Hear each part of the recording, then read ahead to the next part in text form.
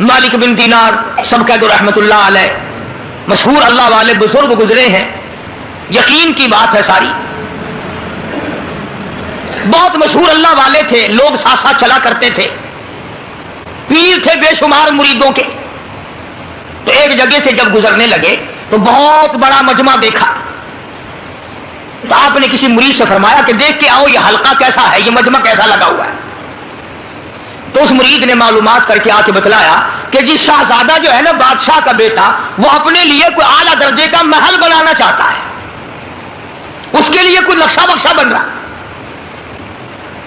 اس لیے لوگ اکٹھے ہیں، اس لیے لوگ جمع ہیں کہ شاہی محل بن رہا ہے، بنانے کا پروگرام ہے، تجویز ہو رہی ہے۔ مالک بن دینار رحمتullah علیہ مریدین کے ساتھ ساتھ اس مجمع میں چلے گئے اور جا کر کے اس شہزادے کو بلایا اور فرمایا بھائی کیا ارادہ ہے کہ جی اتنا بڑا محل بنانا ہے، ایسا بنانا ہے دنیا میں کسی کے پاس نہ ہو، یوں بنانا، یوں انتظام کرنا، یہ کرنا اور وہ کرنا۔ تو مالک بن دینار رحمتullah علیہ نے فرمایا کہ اس تیرے محل پہ جس کی تجویز ہے، جس کا پروگرام ہے، جس کا منصوبہ ہے، کتنے پیسے خرچ ہو جائیں گے؟ تو اس نے اس زمانے کے مطابق بتایا 2 لاکھ 1 لاکھ 4 لاکھ کتنا کہ جت اندازہ ہے اتنا خرچ ہو جائے گا۔ مالک بن دینار رحمتullah علیہ نے ٹھنڈا سانس لیا اور فرمانے لگے بتا کتنے دنوں میں اس کے پورے ہو جانے کی امید ہے، تیار ہو جانے کی امید ہے، کمپلیٹ ہو جانے کی کتنے دنوں میں توقع ہے؟ شہزادے نے سال 2 سال کی مدت بتائی، 4 سال کی مدت بتائی۔ مالک بن دینار رحمتullah علیہ فرمانے لگے اور شہزادے بہت ممکن ہے یہ بنتے بنتے اور یا بننے کے بعد تجھے 1 رات کی رہائش بھی اس میں نصیب نہ ہو۔ تجھے کیا معلوم ہے 1 رات بھی بسیرا نہ ملے، 1 رات کی رہائش نہ ملے، 1 رات تجھے اس میں رہنا نصیب نہ ہو، کچھ پتا نہیں۔ شہزادہ کہنے لگا بات تو آپ کی ٹھیک ہے، کوئی پتہ نہیں، ابھی سانس آتا ہے ابھی نہ آئے، کسی کو کیا پتا۔ تو مالک بن دینار رحمتullah علیہ فرمانے لگے یہ جو تیرا 2-4 لاکھ روپیہ جو تو نے محل اور مکان اور بنگلے پہ بنانے کا پروگرام بنا رکھا ہے، منصوبہ بنا رکھا ہے، تجویز کر رکھی ہے، اللہ نام پہ مجھے دے دے، میں اس سے اعلیٰ درجے کا جنت میں محل کا وعدہ کرتا ہوں،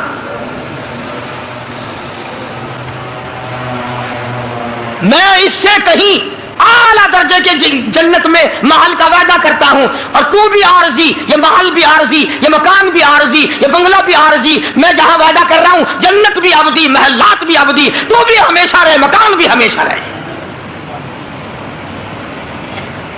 جتنا تیرا پورا خرچ کرنے کا پروگرام ہے وہ سارا روپیہ مجھے دے دے۔ اس زمانے کا اگر کوئی شہزادہ ہوتا، امیر کبیر ہوتا، لگا میاں جاؤ اپنا راستہ پکڑو، پیسے چھیننے کے بہانے بناتے پھرتے ہو، جاؤ جنت تم ہی لے لینا، ہمیں تو جہنم اچھی دیکھی نہیں نا، اس لیے کئی لوگ کہہ دیا کرتے جہنم ٹھیک ہے۔ فرمایا قیل ادخلوا ابواب جہنم، قیل ادخلوا ابواب جہنم خالدین فیہا فبئس مثوی المتکبرین۔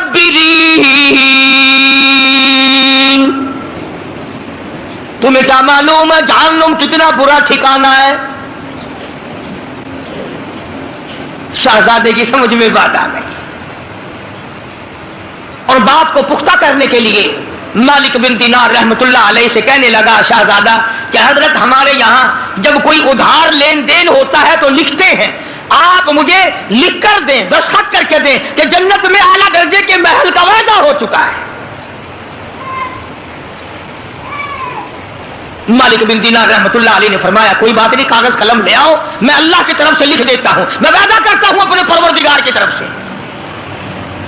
چنانچہ جان بین سے تحریر تیار ہوئی، دونوں فریقوں کی طرف سے معاہدہ نامہ عہد نامہ لکھا گیا، اور مالک بن دینار نے دستخط کر دیے، اور وہ 2-4-10 لاکھ جتنا روپیہ اس نے خرچ کرنا تھا وہ سارے کا سارا مالک بن دینار کے حوالے کر دیا۔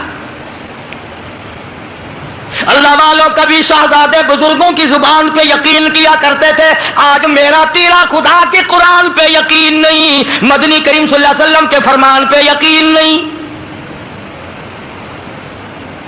زلزلے جھٹکے دیکھ کر یقین نہیں، طرح طرح کے عذاب آنکھوں سے دیکھ کر پھر بھی یقین نہیں۔ مالک بن دینار رحمت اللہ علیہ نے دستخط کر دیے، میں اللہ کی طرف سے وعدہ کرتا ہوں، مالک کائنات کی طرف سے جنت میں اعلیٰ درجے کے محل کا وعدہ کرتا ہوں۔ شہزادے نے رقم میرے حوالے کر دی، اور اب یہ بات بھی نہیں کہ مالک بن دینار نے نوٹ اور روپے اکٹھا کر کے جا کے کارخانہ خرید لیا ہو، یا جائیداد بنا لی ہو، یا خود انہوں نے محلات کھڑے کیے ہوں۔ اسی وقت آواز لگائی مریدوں کو، جاؤ سارے ملک میں اعلان کر دو، بیوائے آ جائیں، یتیم آ جاؤ، محتاجوں آ جاؤ، غریبوں آ جاؤ، مالک بن دینار کے یہاں سخاوت ہو رہی ہے۔ یوں لکھا علماء اکرام نے کہ ایک ٹیڈی شام تک مالک بن دینار کے پاس باقی نہ تھا، تمام کا تمام اللہ کے نام پہ خیرات کر دیا، اللہ کے نام پہ صدقہ کر دیا۔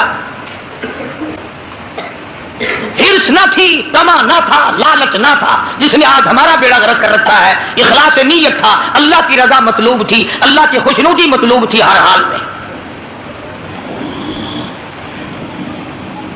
چنانچہ موت تو برحق ہے بھائی، سب کی آتی ہے اور آئے گی، ہم سب کی آئے گی، اللہ ایمان کے ساتھ خاتمہ بالخیر فرمائے۔ چند دن گزرے، شہزادہ یکدم بیمار ہوا، اور آخری وقت میں شہزادے نے یہ وصیت کر دی کہ یہ جو رقعہ ہے، یہ جو عہد نامہ لکھا ہوا ہے مالک بن دینار کا، یہ میرے کفن میں رکھ دینا تاکہ میں اپنے اللہ کو دکھاؤں۔ مالک بن دینار رحمت اللہ علیہ تہجد کے لیے اٹھے، وضو کی، مصلی پہ کھڑے ہونے لگے تو پیروں میں کاغذ لگا،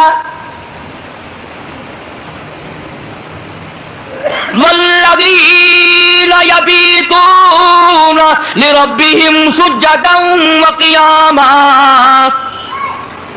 فرمایا نیک لوگ پچھلی رات جب میٹھی میٹھی نیند کا وقت ہوتا ہے وہ اٹھ کر مصلی پہ کھڑے ہوتے ہیں، مناجات کرتے ہیں، رویا کرتے ہیں، اس لیے کہتا ایک طرف سے دل میں امنگتی ہے، ایک طرف سے دل میں امنگتی ہے، ایک درد جگر میں ہوتا ہے، ہم رات کو رویا کرتے ہیں جب سارا عالم سوتا ہے، جب سارا جہان سوتا ہے ہم پروردگار سے مناجات کرتے ہیں، اللہ سے مانگتے ہیں۔ تو مالک بن دینار فرماتے ہیں میرے پیروں میں کاغذ لگا، روشنی کی گئی، دیکھیں کیا کاغذ ہے۔ جب روشنی کر کے دیکھا تو وہی کاغذ تھا جو مالک بن دینار نے دستخط کر کے شہزادے کو دیا تھا، وہی کاغذ، اور توجہ کرنا پشت پہ لکھا تھا، پیٹھ پہ لکھا ہوا تھا مالک بن دینار مبارک ہو، تو سچا، تیرا خدا سچا، تیرا قرآن سچا، تیرا نبی سچا، تیرا وعدہ سچا، مبارک ہو، میں نے اپنا محل پا لیا ہے۔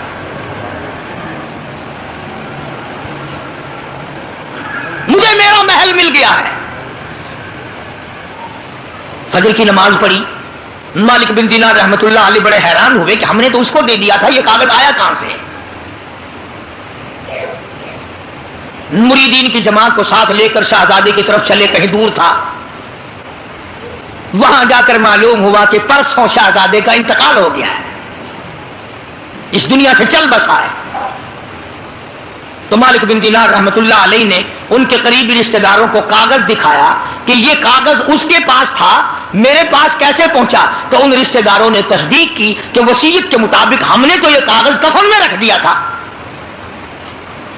ہم نے تو یہ کاغذ کفن میں رکھ دیا تھا۔ تو مالک بن دینار رحمت اللہ علیہ نے سجدے میں سر رکھ دیا، الہی تیری عنایت کا شکر ہے، تیری قدرت کاملہ کا شکر ہے کہ اللہ پاک تو نے وعدے کو سچا۔ مالک بن دینار رحمت اللہ علیہ ایک عجیب نوجوان کا واقعہ تحریر فرماتے ہیں، گرمی تھی، دوپہر تھی، سورج اپنی شباب پہ تھا، بڑی سخت گرمی تھی، میں نے ایک نوجوان کو دیکھا، وہ پیروں سے معذور ہیں، دونوں پیر نہیں ہیں، ہاتھوں کے بل زمین پہ گھسٹ گھسٹ کے چل رہا ہے، اور گلے میں کرتا بھی نہیں، سامان کوئی نہیں، سواری کوئی نہیں، کھانے پینے کا انتظام کوئی نہیں۔ مالک بن دینار رحمت اللہ علیہ فرماتے ہیں میں نے اس نوجوان سے پوچھا کہ تو کہاں سے چلا اس حالت میں؟ کہنے لگا میں بلخ بخارے سے چلا ہوں۔ تجھے یوں ہی ہاتھوں کے بل گھسٹتے چلتے کتنا عرصہ گزر گیا؟ نوجوان کہنے لگا اللہ والے 7 برس ختم ہو کر 8واں لگ چکا ہے، اس حالت میں کہ جی ہاں اسی حالت میں تیرا کھانا پینا۔ جوان کہنے لگا والذی ہوا یطعمنی ویسقین وَإِذَا مَرِضْتُ فَهُوَ يَشْفِينِ،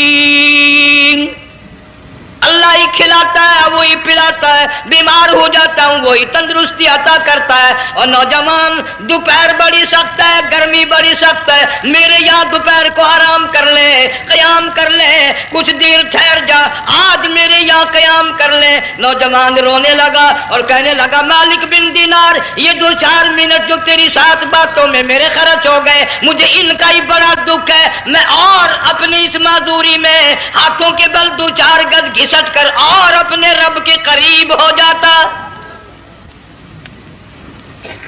یہ جو تیری ساتھ بات کرنے میں تھوڑا سا وقت خرچ ہو گیا، مجھے اس کا ہی بڑا دکھ ہے۔ ارے تو تھک گیا ہوگا۔ جوان کہتا ہے تیرے دیوانے مگر چلنے سے رک سکتے نہیں، تیرے دیوانے مگر چلنے سے رک سکتے نہیں، پاؤں تھک جاتے ہیں دل ان کے کبھی تھکتے نہیں۔ میرے سامنے تھکنے کا نام نہ لو، میرے دل میں عشق کی آگ جلی ہوئی ہے، سوز و گداز کا سمندر طوفان برپا کر رہا ہے، میں نہیں تھکنا جانتا، میرے یہاں نیند کا سوال نہیں، آرام کا سوال نہیں، میں تو گھسٹ گھسٹ کر رب کے دربار میں حاضر ہوا چاہتا ہوں۔ پوچھا کہ جا کہاں رہے ہو؟ کہنے لگا بیت اللہ کی زیارت کے لیے چلا، روز رسول اللہ صلی اللہ علیہ وسلم کی زیارت کے لیے چلا، کھانا پینا کچھ نہیں کہ نہیں، بس کہ منتظر ہوں اس گھڑی کا کہ کب وہ وقت آئے اور کب میں جا کر یوں کہوں کہ اے مدینے کی مہاجر سبز گنبد کے مکی، اے مدینے کے مہاجر سبز گنبد کی مکی، عرش ہے تیرے قدم کے فیض سے یہ سرزمین۔ کب وہ وقت آئے، کب میں مدینے کی گلیوں کو دیکھوں، کب آب و ہوا کو دیکھوں، کب مدینے کی بہاروں کو دیکھوں، کب گنبد خضرا پہ میری نگاہ پڑے، میرے دل کی تسلی ہو جائے۔ عاشق لوگ یوں ہی کیا کرتے ہیں۔ دیہات کی ایک عورت آئی رسول اکرم صلی اللہ علیہ وسلم کی وفات شریف کے بعد اور آ کے کہنے لگی بہن عائشہ رضی اللہ تعالیٰ عنہا، میں نے سنا ہے سرکار کی وفات شریف ہو گئی، کیا کہاں دفن کیا کہ اس حجرے میں؟ کہنے لگی مجھے دروازہ کھول کر قبر کی زیارت تو کرا دے۔ عورت ذات دیہات کی رہنے والی چوکٹ پہ کھڑی ہو کے کہنے لگی آقا جب بھی آتی تھی زبان تیری ہوتی تھی، قرآن خدا کا سنتی تھی، مسائل پوچھتی تھی، زیارت کرتی تھی، اب یہ زندگی اچھی نہیں لگتی، میں تیرے قدموں میں مرنا چاہتی ہوں۔ علماء نے لکھا ہے ایک چیخ ماری چوکٹ پہ گر کر جان دے دی۔ سبحان اللہ۔ مالک بن دینار رحمت اللہ علیہ فرماتے میں بھی اس سال حج کے لیے گیا، مینا میں میں نے دیکھا کہ بڑا مجمع لگا ہوا ہے ایک جگہ، تو میں بھی گیا کہ یہ لوگ کیوں اکٹھے ہیں۔ میں نے لوگوں میں سے جھانک کر دیکھا تو وہی نوجوان بیٹھا ہے جس کو میں نے دوپہر کے وقت دیکھا تھا، وہی حالت ہے، گلے میں کرتا نہیں، گٹھڑی نہیں، ٹھیلا نہیں، سامان نہیں، اور رو رو کے یوں کہتا مولا آج کسی نے دمبی کی قربانی دی، کسی نے بکری کی قربانی دی، کسی نے اونٹ کی قربانی دی، کسی نے گائے کی قربانی دی، میں فقیر ہوں، میں مسکین ہوں، میں بالکل مفلس اور نادار ہوں، میرے پاس تو یہ میری جان ہے، میں اس کی قربانی دیا چاہتا ہوں، قبول فرما۔ ہزاروں لاکھوں لوگوں کے سامنے ایک چیخ ماری اور مینا میں جان دے دی۔ اس حالت میں ان اللہ والوں کا آخری وقت آتا ہے۔ دیکھ ہم لوگ مرتے ہیں ایکسیڈنٹوں میں، سڑکوں پہ، ادھر موت کا جھٹکا لگ رہا ہے، ادھر منہ میں کنجری کا گانا، ارشاد فرمایا مدنی کریم صلی اللہ تعالی علیہ وسلم نے سیاتی علی الناس زمان، اور لوگوں میری امت میں ایک وقت ایسا آئے گا لوگ اتنے برباد ہو جائیں گے، صبح کو آدمی مومن مسلمان ہوگا، شام کو موت آئی تو جنازہ کافر کا اٹھ رہا ہوگا۔ گھروں میں محلوں میں آج موت آتی ہے، کنجری کا گانا منہ میں ہوتا ہے، ادھر دم نکل رہا ہے، ادھر کنجری کا گانا کانوں میں آواز آ رہی ہے، میت کو غسل دیا جا رہا ہے، کنجری کی آواز آ رہی ہے، جنازہ اٹھا کر لے جا رہے ہیں، کنجری کی آواز آ رہی ہے، قبر میں میت اتاری جا رہی ہے، کنجری کی آواز آ رہی ہے، قبر پہ مٹی ڈالی جا رہی ہے، کنجری کی آواز آ رہی ہے۔ اس ماحول میں، اس معاشرے میں ہم کس طرح ایمان اور یقین اور ایمان ساتھ لے کر مریں گے؟ ہزاروں نہیں لاکھوں کو مرتے وقت کلمہ نصیب نہیں۔ قسم دے کر پوچھو، ماں مر رہی ہے کلمہ منہ سے نہ نکلا، باپ مر گیا منہ سے کلمہ نہیں نکلا، بیگم صاحبہ چل بسی منہ سے کلمہ نہیں نکلا، ہزاروں چلے گئے اور اپنے جانے کا پھر بھی یقین نہ آیا۔ تم نے کبھی سوچا تک نہیں، خیال تک نہیں کیا؟ ارشاد فرمایا مدنی کریم صلی اللہ تعالی علیہ وسلم نے لوگوں ابو ہریرہ رضی اللہ تعالیٰ عنہ سے پوچھا تو کیوں رویا؟ عرض کرنے لگا میرے آقا اتنی کمزوری کبھی نہ دیکھی، اتنی ضعیفی کبھی نہ دیکھی، اتنی ناتوانی کبھی نہیں دیکھی، چہرہ انور بالکل کمزور ہو گیا۔ آپ نے ٹھنڈا سانس لے کر فرمایا ابو ہریرہ تجھے معلوم نہیں موت بالکل قریب آ گئی، بالکل قریب آ گئی موت۔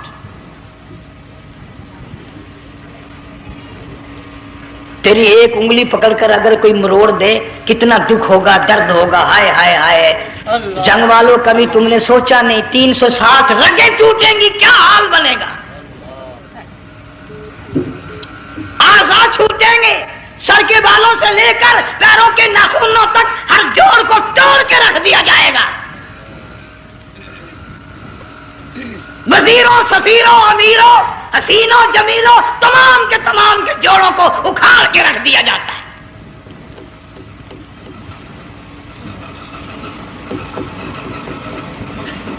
پروگرام تک نہیں مرد عورتوں کا کہ یہ دنیا کسی کی نہ بنی، قبر میں آخر جانا ہی جانا ہے۔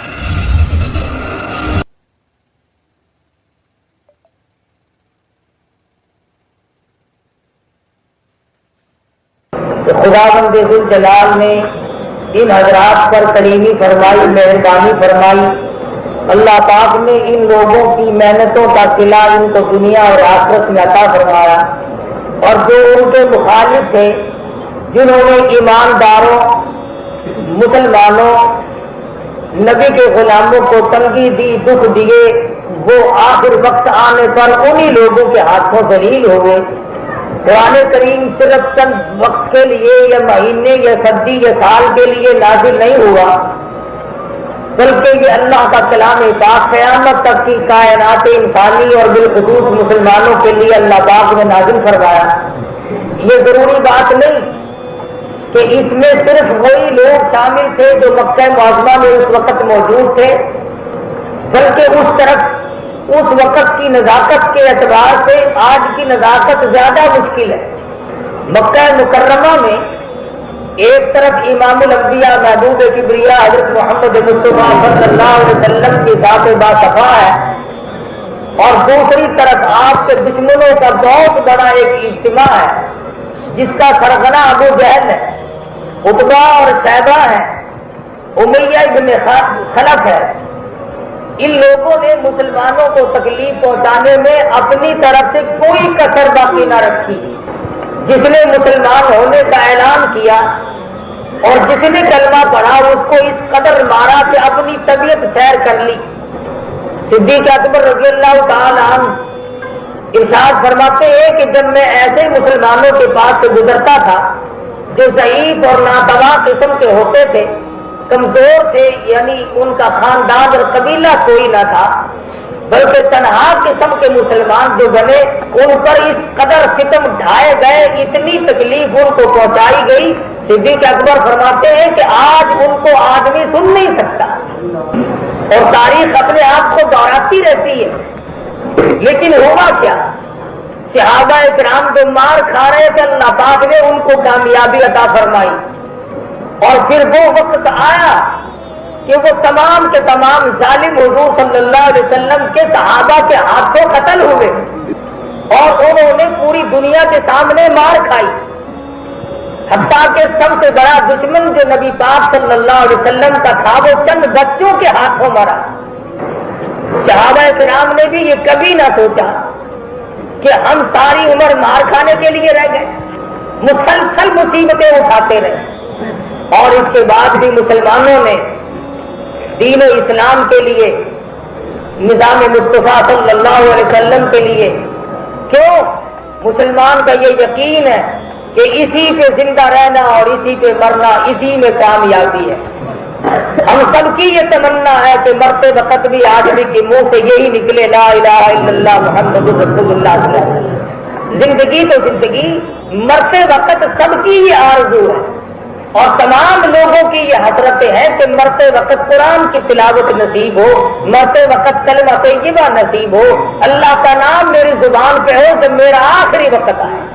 تو جب آخری وقت کی یہ تمنا اور حسرت اور آرزو ہے مسلمان کی، تو وہ زندگی میں اپنے سامنے اسلام کے خلاف کسی کفر کو کیسے گوارا کر سکتا ہے؟ بالخصوص وہ آدمی اور وہ مسلمان جو رازق اللہ کو سمجھتا ہے. بنیادی بات ایمان میں یہ داخل ہے کہ خدا کے سوا کسی کو رازق نہ سمجھے، کہ میرا رازق خدا ہے. جب بھی کسی نے خدا کے سوا کسی بندے کو اپنا رازق سمجھا اس نے مار کھائی کہ اگر میں ایسا نہ کروں گا تو میرا فلاں کام نہیں بن سکے گا، میری نوکری چلی جائے گی، میرے بچوں کی روزی بند ہو جائے گی. اس کا مطلب یہ ہوگا کہ وہ بادشاہ کی دی ہوئی روزی کھاتا ہے، خدا کی دی ہوئی نہیں کھاتا. جس کا یہ ایمان ہو، اس ظالم سے کوئی پوچھے تیری ماں کے پیٹ میں کون سا وزیر اور کون سا بادشاہ تیرے لیے دسترخوان بچھایا کرتا تھا. فَمَا يَخْلُقُكُمْ فِي بُطُونِ أُمَّهَاتِكُمْ خَلْقًا مِّن بَعْدِ خَلْقٍ فِي ظُلُمَاتٍ ثَلَاثٍ. تین اندھیروں کے اندر، ماں کے پیٹ کا اندھیرا، رحم کا اندھیرا، جھلی کا اندھیرا، تین اندھیروں کے اندر تجھے کون روزی پہنچایا کرتا تھا؟ کس نے تیری خوراک کا انتظام کیا؟ کون تیرے بننے اور بگڑنے کو جانتا تھا؟ تیری ماں کو تیری اطلاع نہیں ہوتی تھی کہ تیرا کیا حال ہے، اور باپ کو تو کیسے خبر ہو جاتی؟ پڑوسیوں کو، رشتے داروں، عزیزوں، سوسائٹی والوں کو کیسے خبر ہوتی؟ تیری بادشاہ سے کوئی شناسائی نہ تھی، وزیروں سے کوئی تیرا تعارف نہ تھا. ماں کے پیٹ میں تجھے روزی کھلاتا رہا. فرمایا یخلقکم فی بطون امہاتکم، اور خدا کی روزی ماں کے پیٹ میں رہ کر 9 مہینے تک کھانے والے دنیا میں آیا. جب جوان ہوا، نوکری کرنے لگ گیا.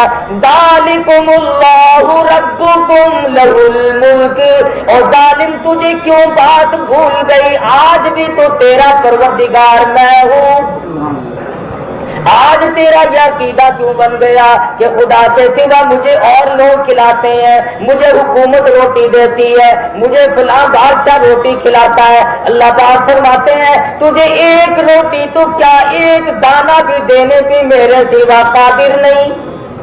ان تدعوهم لا يسمعوا دعاءكم ولو سمعوا مستجابوا لكم ويوم القيامة يكفرون بشرككم ولا ينبئك مثل خبير. جن کو تو بلاتا ہے وہ تیری سنتے بھی نہیں ہے. تیرے ہزارہ انتظامات بالکل بیکار ہو جائیں گے جب میں تجھے پکڑوں گا. ذالکم اللہ ربکم لہ الملک. اور تیرا پروردگار میں ہوں، بادشاہت میری ہے. لا الہ الا ہوا فانا تصرفون. معبود میں، مشکل کشا میں، تمام لوگوں کی خبر گیری کرنے والا میں، سب کا روزی رساں میں، سب کو روزی پہنچانے والا میں. अरे आज हमारे अकीदे बिगड़ गए। आज मुसलमान खुदा को छोड़कर औरों को अपना राज़िक समझता है, उनके कहने से जुल्म करता है और डरता नहीं। क़यामत में यूं कहने से तो हरगिज़ काम नहीं चलेगा। अल्लाह पाक पूछेगा तुमने फुला आदमी को क्यों मारा? जवाब देगा मुझे फुला बादशाह ने फुला अफसर ने हुक्म दिया था। खुदा की कसम, खुदा की अदालत में इस जवाब का कुछ भी न बन सकेगा। और जुल्म की अंधेरे आखिर छटा करते हैं। अल्लामा फखरुद्दीन राज़ी रहमतुल्लाह अलैह तफसीर कबीर में बादशाह नौशीरवां का वाक़या लिखते हैं। सूरह फातिहा की तफसीर देखें, मालिक यौमिद्दीन की तशरीह है।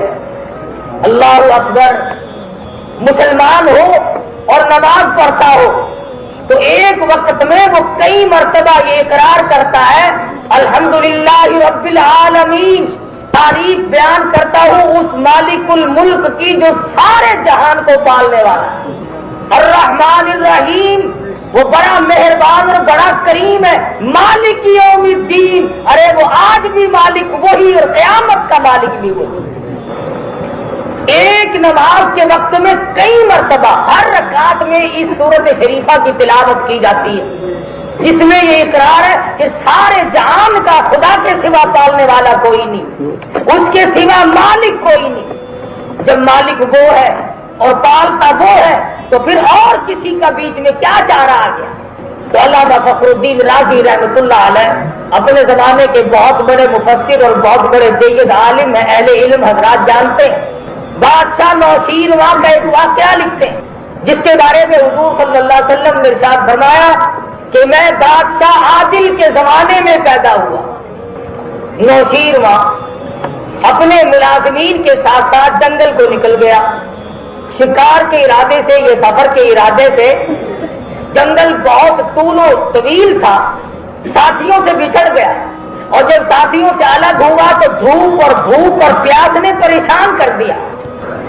बड़ी मुश्किल से सफर करता करता एक बाग में जा निकला जो अनारों का बाग था। तो बाग में कुछ देर सस्ताया, छांव में आराम किया। इसके बाद बागबान को तलाश किया, मालिक को ढूंढा। बादशाह होकर ये ना सोचा कि मैं यूं ही खाना क्यों ना शुरू कर दूं, जानता था कि ना मालूम इसका मालिक कौन है। जब मालिक को तलाश किया तो एक नौजवान लड़का मिला। उसको कहा कि मैं मुसाफिर हूं, मुझे प्यास बड़ी लगी है। उसने कहा अच्छा।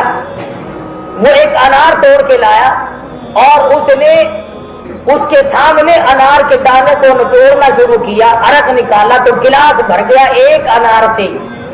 और जब बादशाह ने पिया तो बड़ा लजीज और बड़ा जायकेदार और बड़ा ही मीठा और बहुत ही खुश जायका।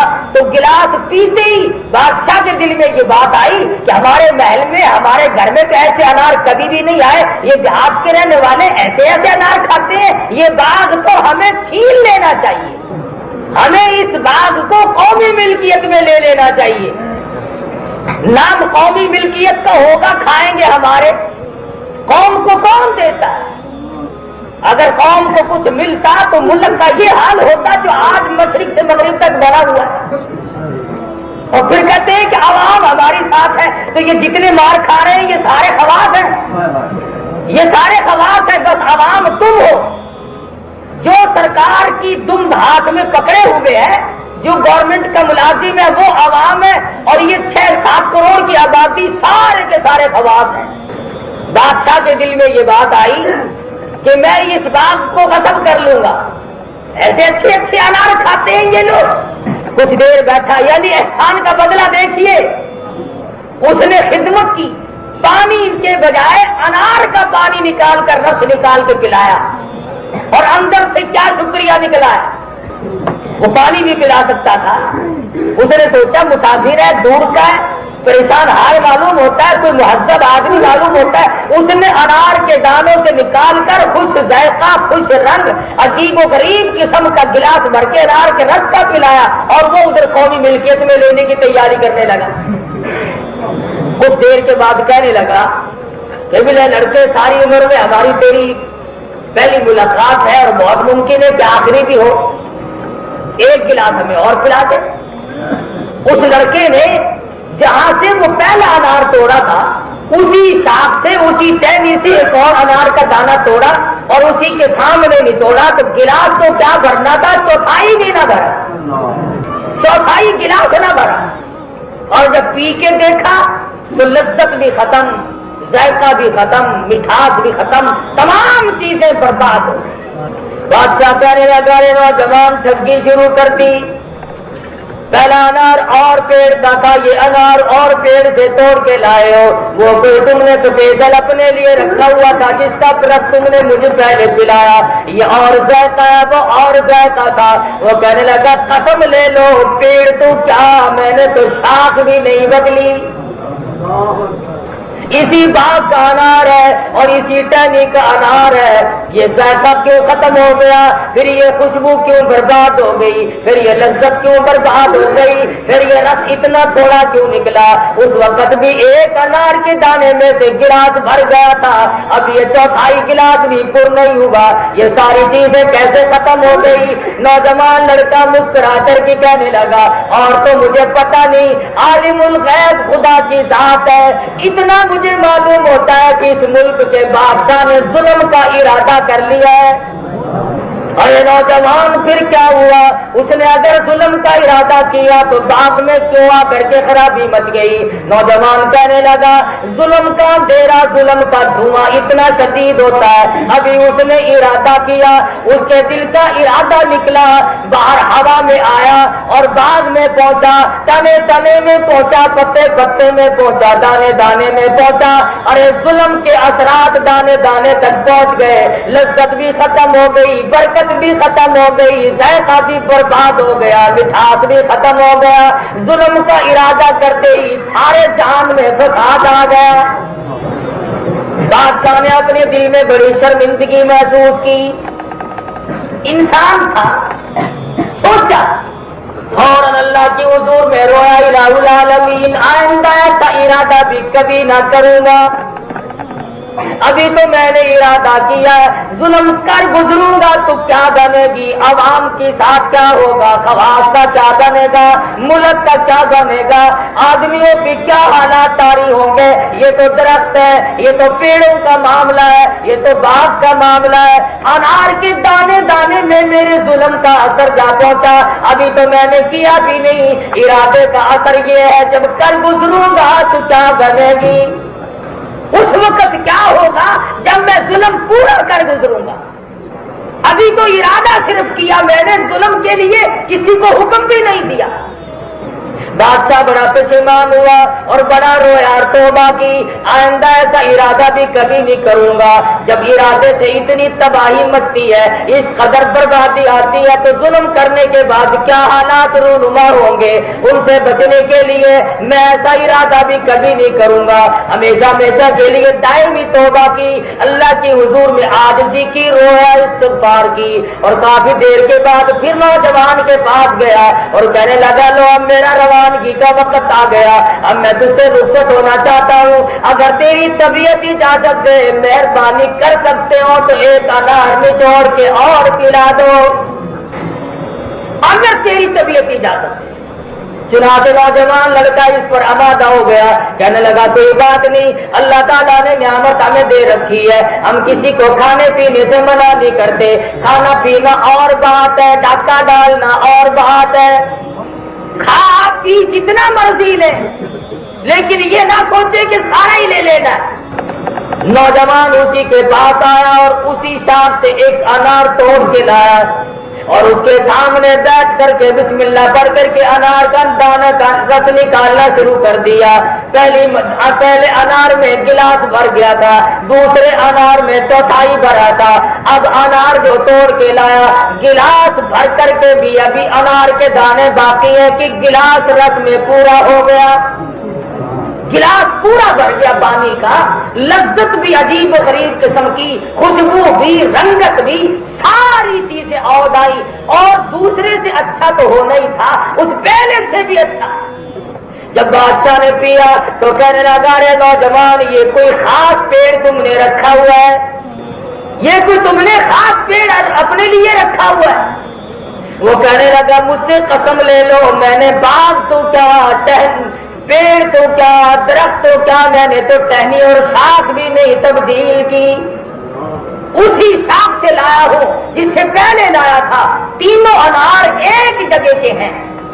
تو بادشاہ حیران ہو کر کے کہنے لگا پہلے انار کا ذائقہ ایسا تھا اور دوسرے انار میں سے پانی بھی نہیں نکلا، رنگت بھی ختم ہو گئی، ذائقہ بھی برباد ہو گیا، لذت بھی ختم ہو گئی، اور پھر تیسرے انار میں اور خوشبو عجیب و غریب قسم کی پیدا ہو گئی، لذت بھی عجیب آئی، چاشنی بھی بڑی عجیب ہے، پانی بھی زیادہ نکلا، اس کی کیا وجہ ہے؟ نوجوان مسکرا کر کے کہنے لگا اور تو مجھے پتا نہیں، یوں معلوم ہوتا ہے کہ اس ملک کے بادشاہ نے ظلم سے توبہ کر لی ہے۔ حیران ہے بادشاہ کہ میرے دل کے اثرات پتے پتے پہ پڑ رہے ہیں، اب میں نے توبہ کی تو وہ اثرات پتے پتے میں پہنچے، دانے دانے میں پہنچے، پیڑ پیڑ میں پہنچے اور باغ کے اندر سے پھیلتے ہوئے پورے جنگلات اور پورے ملک میں پھیلے۔ تو بادشاہ نے توبہ کی کہ میں آئندہ کبھی بھی کسی کی چیز لینے کا ارادہ تک بھی نہیں کروں گا۔ تو تفسیر کبیر میں علامہ فخر الدین رازی رحمۃ اللہ علیہ نے لکھا ہے کہ جب نیت کرنے سے، جب ارادہ کرنے سے بربادی یوں آتی ہے، اور جو کر گزرے اور جو کر رہے ہو ان کے یہاں برکت کہاں سے آئے گی، ان کے یہاں خیر کہاں سے آئے گی، ان کے یہاں اطمینان کہاں سے آئے گا، ان کے یہاں امن کہاں سے آ جائے گا۔ یہ الگ بات ہے کہ ایک آدمی نہتا ہو اور ایک آدمی کچھ لیے کھڑا ہو، لیکن اس کو امن نہیں کہتے۔ یہ بھول ہے کہ کوئی آدمی یہ کہے کہ صاحب میری حفاظت تو فلاں پارٹی کر لے گی، کسی کی حفاظت خدا کے سوا کوئی نہیں کر سکتا۔ اور ان لوگوں کے بارے میں یہ خیال کرنا کہ صاحب یہ تو مار کھا کھو کر کے یوں ہی بیٹھ بٹھائے جائیں گے، یہ تو غلط بات ہے۔ سیدنا ابو بکر صدیق ہے سب رضی اللہ تعالی، اللہ اکبر، فرماتے اچانک میں ایک محلے کی طرف جا نکلا اور میں نے جا کے کیا دیکھا، ایک غریب نوجوان کو کئی آدمیوں نے زمین پہ لٹایا ہوا ہے، زمین پہ لٹایا ہوا ہے اور اس کی کمر پہ چڑھ کر اسے لتاڑ رہے ہیں۔ میں قریب پہنچا، میں نے پہچان لیا ایک کافر کا غلام، غریب دیوانہ، نبی کا پروانہ ابو بکیہ صحابی ہے۔ ابو بکر صدیق رضی اللہ تعالیٰ عنہ فرماتے ہیں جب میں قریب پہنچا ابو بکیہ کے منہ پہ میری نظر پڑی، اس قدر دبا پڑا ہوا تھا کہ ایک بالش زبان باہر لٹکی ہوئی تھی۔ حضور کیا ہے؟ کیوں کلمہ پڑھتے ہو کالی کملی والے کا؟ کیوں کلمے کا اقرار کرتے ہو؟ کیوں اسلام کو تسلیم کرتے ہو؟ کیوں خدا کی توحید کو بجا لاتے ہو؟ تاکہ صحابہ کرام نے کسی کے نہیں مارے، چوری کبھی نہیں کی، بلکہ صرف ان کے یہاں جرم یہی تھا کہ وہ کلمہ کیوں پڑھتے ہیں، نبی کی غلامی کا اعلان کیوں کرتے ہیں۔ اور وہی بات آج ہمارے سامنے آئی ہوئی ہے، ایک طرف اشتراکیت کو لایا جاتا ہے، ایک طرف لینن اور کار مارکس اور موزے تم جیسے کافروں کے قانون کو لایا جاتا ہے، اور ایک طرف محمد عربی صلی اللہ علیہ وسلم کے اسلام اور قرآن کو نافذ کرنے کی کوشش ہو رہی ہے۔ ہم خدا کو خدا مانتے ہیں اور یہ روس اور چائنا کے سوشلزم کے بڑے بڑے گدوں کو خدا مانتے ہیں۔ ہم خدا کی مخلوق میں سے کسی کا بنایا ہوا قانون بھی خدا کا قانون کے مقابلے میں ہرگز اسے درجے دینے کے لیے تیار ہے۔ اور جو تجربہ یہ اب کر رہے ہیں مسلمانوں کے 1400 سال میں ہزاروں لاکھوں مرتبہ تجربے ہو چکے ہیں، لاکھوں مرتبہ۔ علامہ شاہ عبد العزیز محدث دہلوی رحمۃ اللہ علیہ کے انگریزوں نے مشینوں کے ذریعے انگوٹھے کھینچ دیے، چھپکلی کا اوون بنا کر پلا دیا، شاہ صاحب کو توڑ لگ گیا۔ ہم رہے یا نہ رہے نظام مصطفیٰ کو کوئی فنا نہیں کر سکتا۔ جتنے بھی نظام مصطفیٰ کو فنا کرنے کے لیے لوگوں کو مارتے ہیں، تکلیف دیتے ہیں، پریشان کرتے ہیں، خدا کی قسم یہ سب کرنے والے ہیں، سب کی موت آگے رہے، لیکن ہم مریں گے کلمہ پڑھتے ہوئے، اور یہ انہی لوگوں کا نام لیتے ہوئے مریں گے آخری وقت میں بھی جن کی وجہ سے یہ لوگوں کو مار دیں۔ خدا جب حساب و کتاب مانگے گا، اللہ پوچھے گا جب دنیا سے چلے تو کیا کر رہے تھے؟ کوئی ایک کہے گا میں کلمہ پڑھ رہا تھا، دوسرا کہے گا میں کلمہ پڑھنے والے کے اوپر لاٹھیاں برسا رہا۔ صدیق اکبر رضی اللہ تعالیٰ عنہ فرماتے ہیں میں نے دیکھا کہ اچانک اس قدر ایک مسلمان کو مار پڑ رہی ہے، میں نے ان ظالموں سے کہا نہ مارو۔ ظالم کی یہ بڑی عادت ہے، اسے جتنا کوئی یوں کہے نا کہ نہ مار وہ اور وہ کرتا ہے، مستی میں آ جاتا ہے۔ اب جتنے بھی علماء صلحاء بزرگان دین اللہ والے سمجھدار حاجی نمازی غازی سب یہ بتلا رہے ہیں کہ پرامن تحریک ہے، پرامن مطالبات ہیں، لیکن جان بوجھ کر جتنا منع کرتے ہیں اتنا ہی اس میں ربڑ بازی بھی جاتے ہیں۔ میں یہ سمجھنے سے قاصر ہوں کہ اسلام آنے میں اور نظام مصطفیٰ کے نافذ ہونے میں انہیں کیا تکلیف ہے؟ اگر قرآن کے دشمن ہو تو اعلان کرو سیدھا سیدھا کہ ہمیں قرآن پجارے نہیں آتا، اسلام نہیں آتا، نبی کی نبوت ہمیں راس نہیں آتی، خدا کی توحید ہمیں راس نہیں آتی، کھلے اعلان کرو، پھر یہ منافقت کیسی ہے؟ سیدنا ابو بکر صدیق رضی اللہ تعالی عنہ فرماتے میں نے منع کیا نہ مارو، غریب آدمی ہے، مسکین ہے، نہ مارو۔ انہوں نے کہا غریب کو مارنے میں تو مزہ آتا ہے، تکڑا کم مار کھاتا ہے، تکڑا کم مار کھاتا ہے، مار تو کھائے گا ہمیشہ غریب، مار کھائے گا کمزور، مار کھائے گا مسکین، لیکن اس وقت تک جب تک کہ اس کا خالق و مالک اس کا ساتھ نہ دے، اور جب وہ ساتھ دے گا تو پھر اس کا مقابل دشمن جو ہے وہ مرا مرایا۔ سیدنا ابو بکر صدیق رضی اللہ تعالیٰ عنہ فرماتے میں نے تو منع کیا کہ نہ مارو، غریب ہے، وہ اور مستی میں آ گئے۔ ابو بکیہ کی کمر پہ پشت پہ چھلانگیں لگانی شروع کر دی۔ فرماتے ہیں میں بالکل قریب کھڑا تھا، نزدیک تھا، اچانک میرے کانوں میں ابو بکیہ کی پسلیاں کڑا کڑا کر کے ٹوٹنے کی آواز آنے لگی۔ صحابی کی پسلیاں توڑ دی۔ جرم کیا ہے؟ کلمہ کیوں پڑھتا ہے؟ امام الانبیاء کی غلامی کیوں اختیار کی ہے؟ کالی کملی والے کا غلام کیوں بنا؟ قرآن پر ایمان کیوں لایا؟ اللہ کی توحید پہ ایمان کیوں لایا؟ انہوں نے بھی یہ اتہامی الزام نہیں دیا کہ ہماری چوری کی ہے، ہمارا کوئی نقصان کیا ہے۔ ابو بکر نے پوچھا لوگوں کیوں مارتے ہو؟ کہنے لگے جب تک یہ کلمے کا انکار نہ کرے اسی طرح سے مار کھانی پڑے گی۔ ابو بکر صدیق رضی اللہ تعالیٰ عنہ فرماتے ہیں میں دیکھ نہ سکا، میں سہ نہ سکا، میں نے اسی وقت انہیں کہا نیچے اتر جاؤ، ظالمو تمہارا غلام ہے، سودا کر لو میں خرید لوں گا۔ کہنے لگے ہاں یہ بات ممکن ہے کہ ہو جائے، لیکن یوں ہی چھوڑ دینا، دو راستوں کے سوا تیسرا کوئی نہیں، یا تو یہ جان سے مر جائے یا کلمے کا انکار کرے۔ ابو بکر صدیق رضی اللہ تعالیٰ عنہ فرماتے ہیں کہ میں نے ان سے سودا کرنا شروع کیا تو بڑی مشکل سے سودے پہ آمادہ ہوئے اور کہنے لگے ہم ابو بکیہ کے بدلے میں 200 دینار لیں گے، 200 دینار کے بدلے میں ہم اسے بیچ سکتے ہیں۔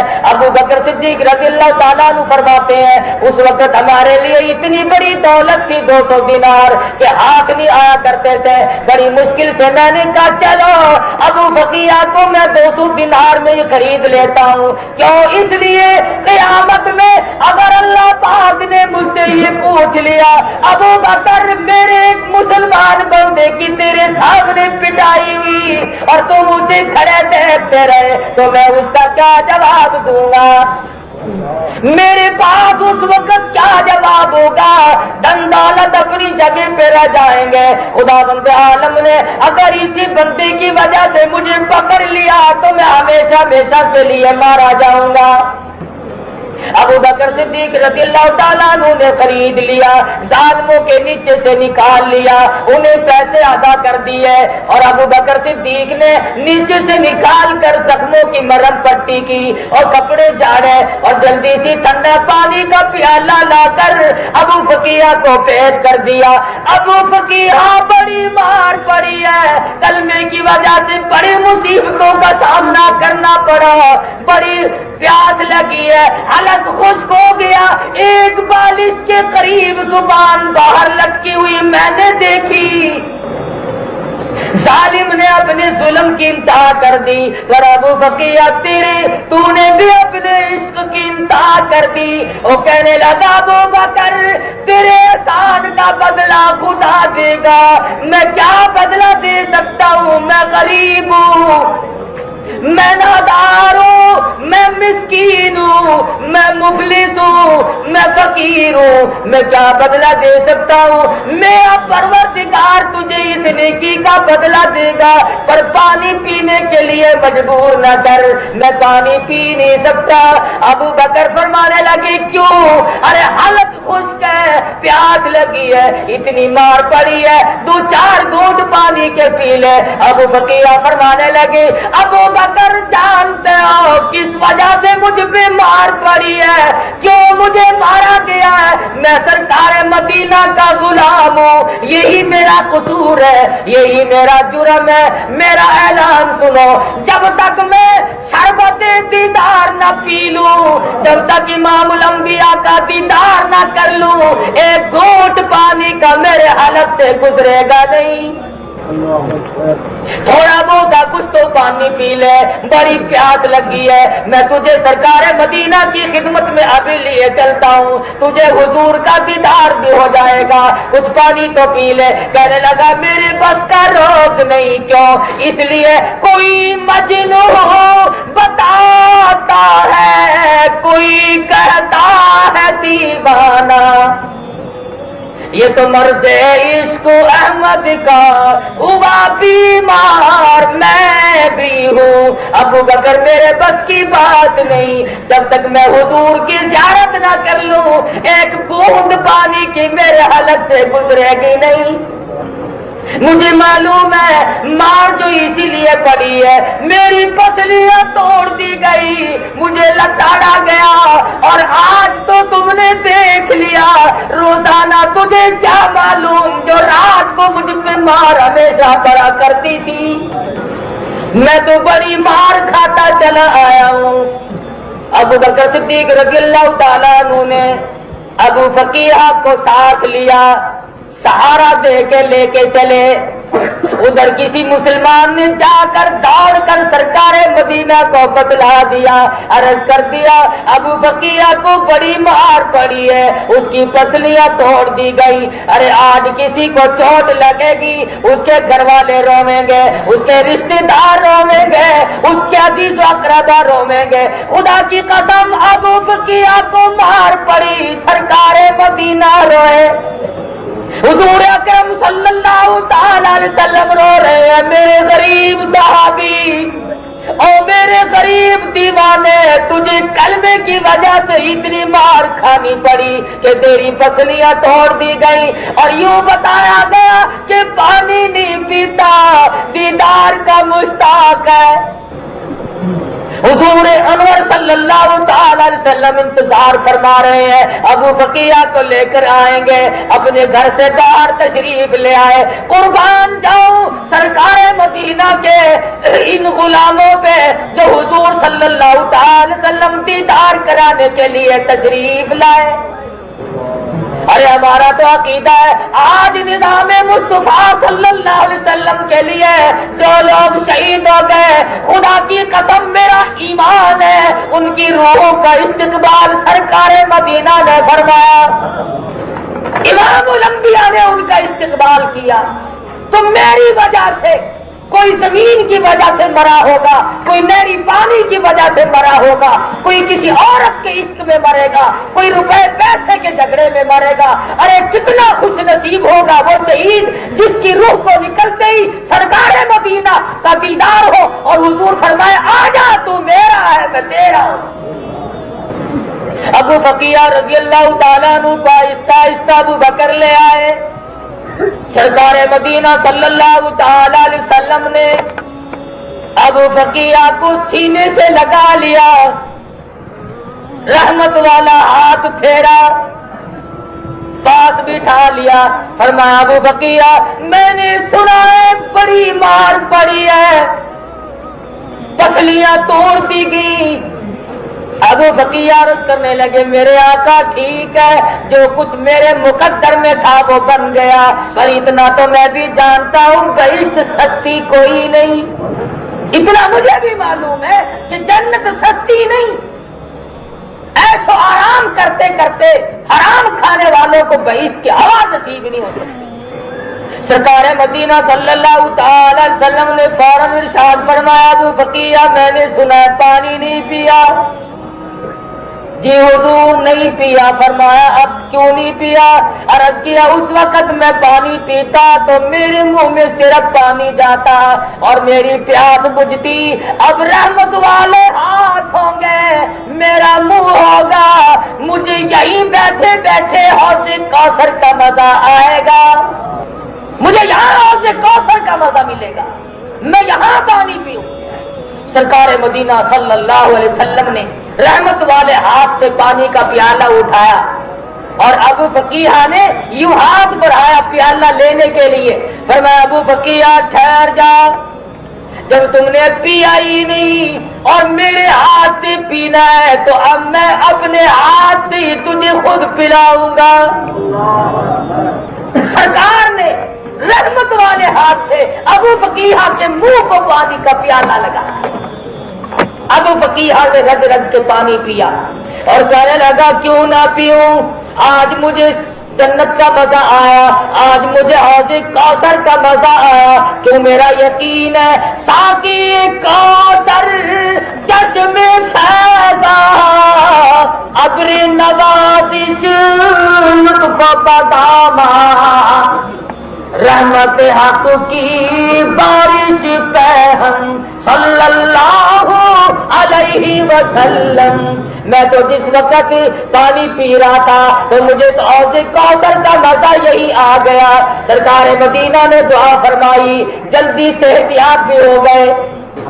तो दोनों चीजें अल्लाह तबारक व तआला ने आम नहीं कर दी कि दुनिया में भी है तो इशरत करो और आराम करो और आखिरत की नेमतों से भी अल्लाह पाक इस तरह से माला माल करते।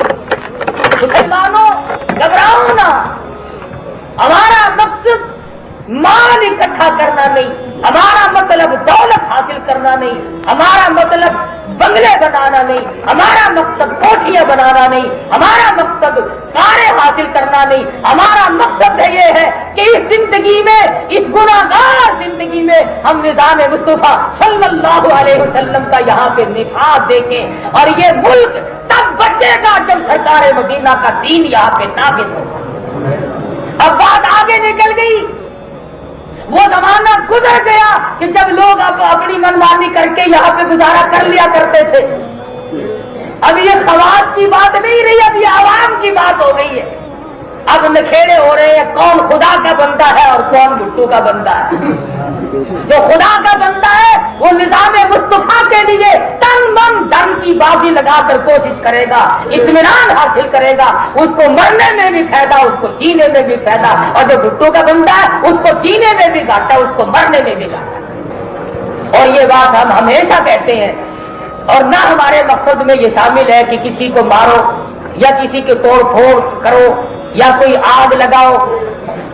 हम आपको भी मना करते हैं, अवाम को भी मना करते हैं। और इन जालिमों को किसने कहा कि निहत्ते शहरियों पे डंडे बरसाओ, उन्हें इकट्ठे करो और नरगे में लो और मारो। तुम्हारी बहादुरी भी देख ली जाएगी, वक्त सारा बीत तो नहीं गया। अभी तो इंदिरा गई है, बरार की ढसाई तो अब आया है। सबकी बहादुरी के राज खुल जाएंगे, थोड़े से ठहरो। अपनों को मारना कोई कमाल नहीं। तेरे बच्चे को ठोकर लग जाए तो बाप का कलेजा इकट्ठा हो जाए और दूसरों के बच्चों को इकट्ठा करके यूं बेताजा मारा जाता है। शर्म नहीं आती, गैरत नहीं आती। मुसलमान ऐसा नहीं कर सकता, मेरा ईमान, मुसलमान ऐसा कतल नहीं कर सकता। मुजाहिरीन मुजाहरा करते हैं, मुतालबा करते हैं, चंद नारे लगा लेते। तुम्हें नारों की भी, अरे तुम मुल्क का करोड़ों पी गए, तुमने लोगों के लहू पी लिए। इन कारों में हमारा लहू जलता है जिनमें तुम दौड़े दौड़े पीते, अरे हमारे नारे भी नहीं सुन सकते। इसलिए इस मुल्क को बचाओ, इसको बर्बाद ना करो इस तरह से। मुल्क हमारा भी है, तुम्हारा भी है, न तुम कहीं भाग के जा सकते हो ना हमने कहीं भाग के जाना है। اور اصل درد تو ہمیں ہے، ملک ہم نے بنا، ہم نے اس کے لیے قربانیاں دی ہیں، ہم وطن سے بے وطن ہوئے، ہم نے کوٹھیاں چھوڑی اور خدا کی قسم 18 برس تک گھاس کی جھوپڑی میں وقت گزارا۔ اس لیے خدا کے قہر سے ڈرو، اس کے عذاب سے ڈرو۔ یہ تمہارے پڑوسی ملک ایران میں 1 مہینے میں 2 دفعہ زلزلہ آ چکا ہے۔ اگر یہاں ہلچل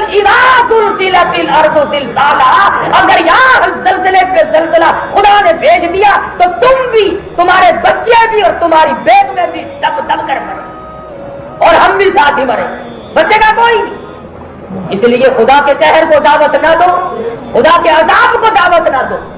خدا کے مقابلے میں تم اس کو لاتے ہو۔